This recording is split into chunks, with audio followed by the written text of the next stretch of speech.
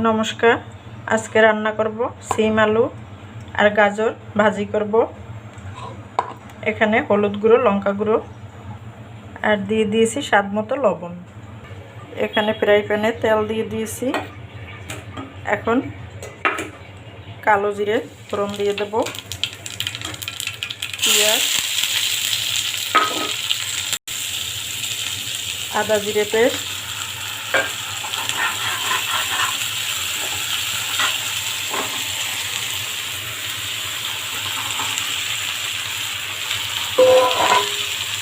এই যে সিমগুলো আমি গোটা গোটা রেখেছি।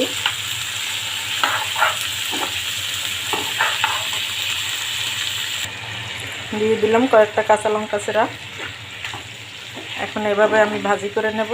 আর নামানোর আগে ধনিয়া পাতা কুচি আর স্বাদের জন্য একটুখানি চিনি দিয়ে নামিয়ে নেব। সিদ্ধ হওয়ার জন্য একটু জল দিয়ে দিলাম।